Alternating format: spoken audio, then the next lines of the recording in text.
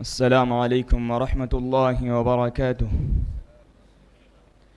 نحمده ونصلي على رسوله الكريم اما بعد فاعوذ بالله من الشيطان الرجيم بسم الله الرحمن الرحيم انهم فتية آمنوا بربهم وزدناهم هدى صدق اللہ العظیم۔ جوانوں یہ صدائیں آ رہی ہیں آبشاروں سے، جوانوں یہ صدائیں آ رہی ہیں آبشاروں سے، چٹانیں چور ہو جائیں جو ہو عزم سفر پیدا۔ برادران وطن، آج میرے تقریر کے مخاطب بالخصوص ملک کے نوجوان ہیں، وہ نوجوان جو کسی بھی قوم کا مستقبل اور فیوچر ہوتے ہیں۔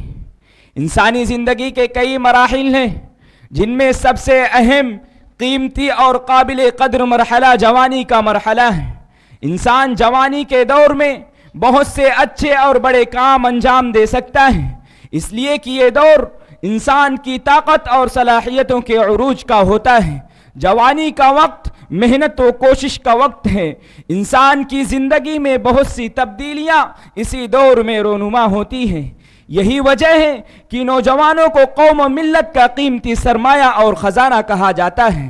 جس قوم کے نوجوان بیدار و باشعور ہوتے ہیں، اس قوم کا فیوچر بہت خوبصورت اور روشن ہوتا ہے۔ اس کے برخلاف جس قوم کے نوجوان سستی و کاہلی کے مرض و بیماری میں مبتلا ہوتے ہیں، وہ قوم کبھی آگے نہیں بڑھ سکتی۔ نوجوانوں کا چست و چالاک رہنا اور اپنے آپ کو محنت و کوشش میں لگانا قومی ترقی کا ضامن ہے، اور نوجوان نسل ہی صحیح معنوں میں کسی قوم کی طاقت و قوت ہوتی ہے۔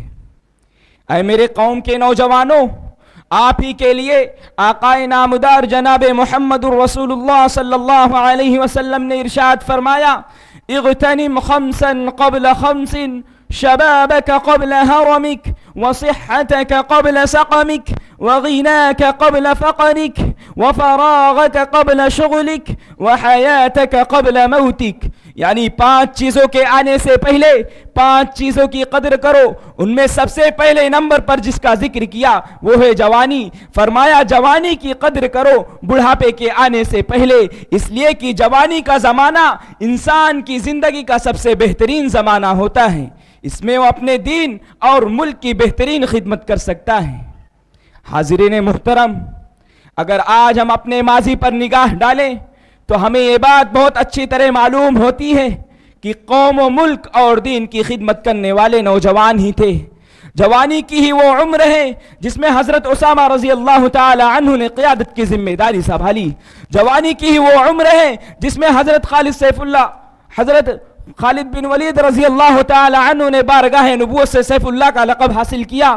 دور شباب ہی میں حضرت علی، حضرت مصعب بن عمیر، حضرت عبداللہ ابن عمر، حضرت عبداللہ ابن عباس رضی اللہ تعالی عنہ مجمعین نے حضور اکرم صلی اللہ علیہ وسلم سے شانہ بشانہ عہد و پیمان باندھا۔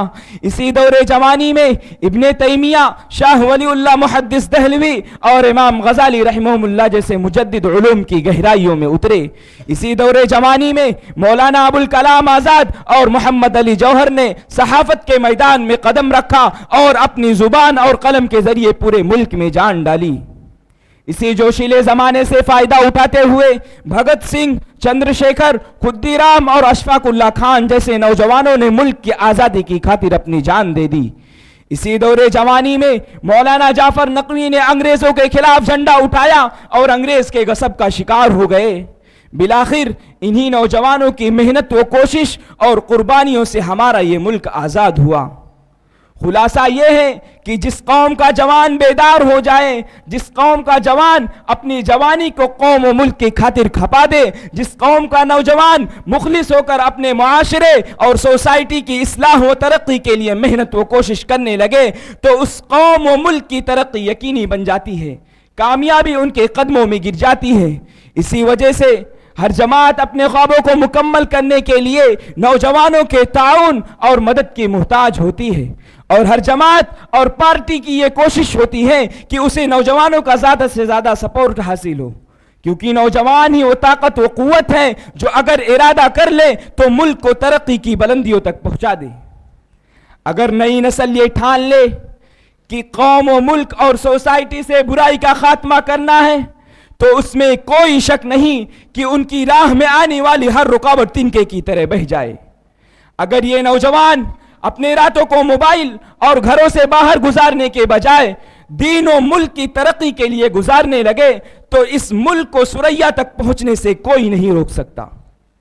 اسی لیے کہا جاتا ہے قوتوں، صلاحیتوں، حوصلوں، امنگوں، جفاکشی، بلند پروازی اور عزائم کا دوسرا نام نوجوانی ہے۔